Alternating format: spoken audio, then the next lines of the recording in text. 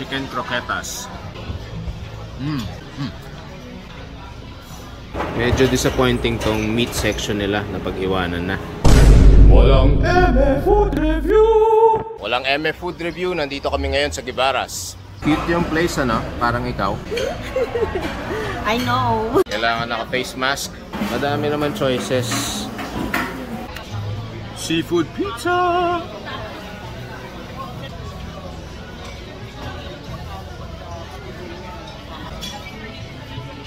Naalala niyo yung mga 3M pizza sa kanto-kanto? Parang mas magandang version lang nito yun.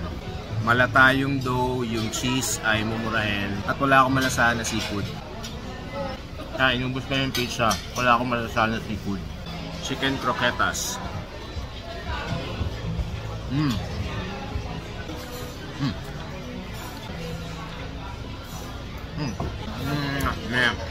Ang sarap nung unang burst niya, nasasabog yung cheese. Pero pag nakain mo na siya, parang harina lang yung nalasahan ko, hindi siya lasang chicken. Adobo maki. Parang hindi ko malasahan masyado yung adobo. Chicken inasal maki. Nagustuhan ko yung biglang sasabog yung chicken inasal sa huli. Na-curious ako dito, lumpiang ubod roll.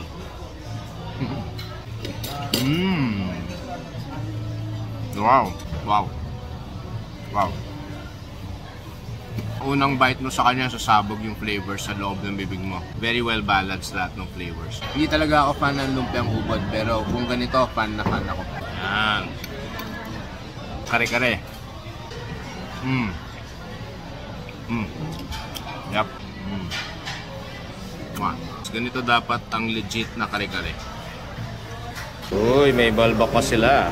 Sa mga hindi nakakaalam, ang balbakwa ay gawa sa mga tuhod-tuhod ng baka. Yung mga malitid na parte ng baka, kaya yung sauce niya malagkit. Yung sarap niya hindi ka mapapawaw eh. More of parang Na-curious ako dito, chicken cooked in marsala wine.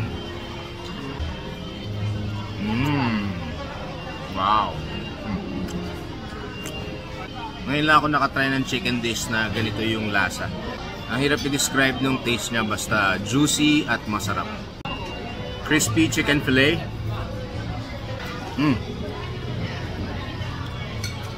Cream doy siya pero walang lansa.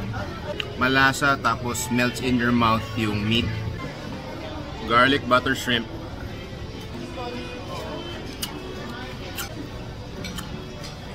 Pag sinipsip mo yung ulo, you can't go wrong with that. Parang may double meaning ba? OMG, yan yung chili garlic crab. Try natin.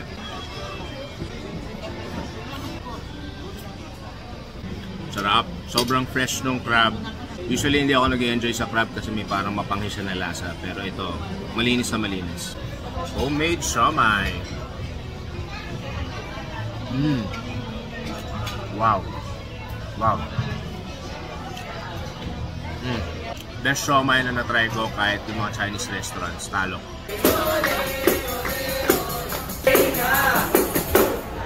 Tumatanda ka na, pero cute ka pa. Ito, lechon. Sarap yung balat. Nandun yung nutty taste. Chicharon bagnet. Mas masarap yung crispy lempo namin dati sa Philippines kasi yun, marinade niya patis. Yun ang masarap. Chicken satay. Sana naglagay na lang kayo ng chicken inasal. Ito yung main event, yung Angus beef.